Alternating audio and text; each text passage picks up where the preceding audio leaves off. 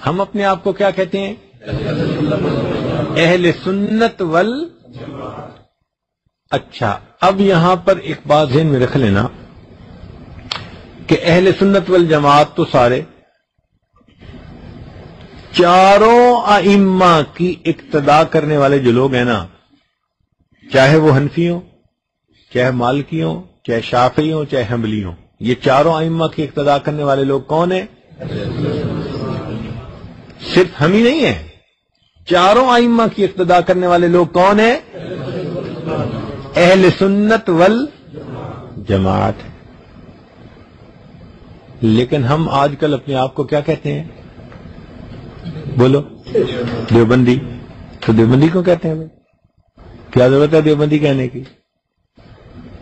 اس کی ایک وجہ ہے، وجہ یہ ہے کہ جب ملاوٹ کسی چیز میں ہوتی جائے نا، تو پھر کھری چیز کو بیان کرنے کے لیے ذرا تفصیل کرنی پڑ جاتی ہے۔ مثال کے طور پر پہلے زمانے میں جب گھر میں گھی ختم ہو جاتا تھا تو خامن کاروبار پہ جانے لگتا تو بیوی صرف ایک لفظ کہتی تھی، جی گھی ختم ہو گیا ہے لیتے آنا۔ کیا کہتی تھی؟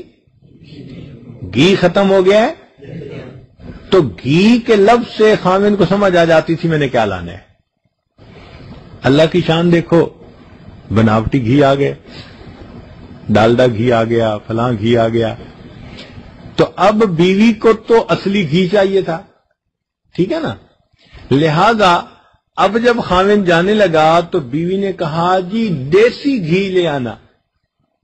تو دیسی کا لفظ اس کی کیوں لگانا پڑ گیا؟ نکھار کرنے کے لیے۔ پہلے تو گھی کہتی تھی، اب کیا کہنے لگی؟ تو بھئی دیسی کا لفظ کیوں لگایا؟ تاکہ کھوٹے اور کھرے کے درمیان،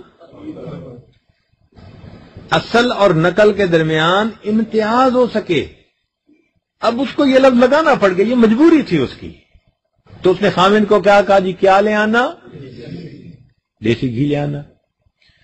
اب کیا ہوا کہ لوگوں نے وہ دیسی گھی حاصل کرنے کا طریقہ یہ نکالا کہ دودھ کے اندر ڈالڈے گھی ڈال دیے دہی جمانے سے پہلے، اور پھر اس کا انہوں نے جو ہے نا وہ مکھن نکال کے گھی نکالا، تو یہ پھر ملاوٹ والا۔ تو اب یہ بھی نہیں کہہ سکتے کہ دیسی گھی لانا، اب بیوی کہنے لگی جی اصلی دیسی گھی لے آنا۔ تو اب اس کو ایک لفظ اور استعمال کرنا پڑ گیا۔ تو یہ جو لفظ وہ استعمال کر رہی ہے وہ اپنی مجبوری کی وجہ سے کر رہی ہے۔ کس کے لیے کر رہی ہے؟ اصلی دیسی گھی، کہ ایسا دیسی گھی کہ جس میں ڈالڈا کی ملاوٹ سے نہ گھی نکالا گیا ہو، بسلے دودھ سے ڈائریکٹ گھی نکالا گیا۔ جس طرح اس عورت کی یہ مجبوری تھی، ہماری بھی یہ مجبوری ہے کہ اتنے فتنے آ گئے ہیں دنیا میں کہ صحیح نشاندہی کرنا مسئلہ بن گیا ہے۔ لہذا اب کوئی ہم سے جب پوچھتا ہے کہ تم کون ہو، اور ہم آگے سے صرف ایک لفظ بتا دیں جی دیوبندی، تو اس دیوبندی کے ایک لفظ سے ہر چیز اس کے اوپر واضح ہو جاتی ہے، ہمیں مزید تفصیل نہیں کہنی پڑ جاتی۔ ورنہ اہل سنت والجماعت اگر ہم کہیں گے تو بھئی اہل سنت والجماعت تو بریلوی بھی کہتے ہیں اپنے آپ کو، تو پھر آگے بتانا پڑے گا نا کہ ہم کون ہیں۔ بات سمجھ گئے نا؟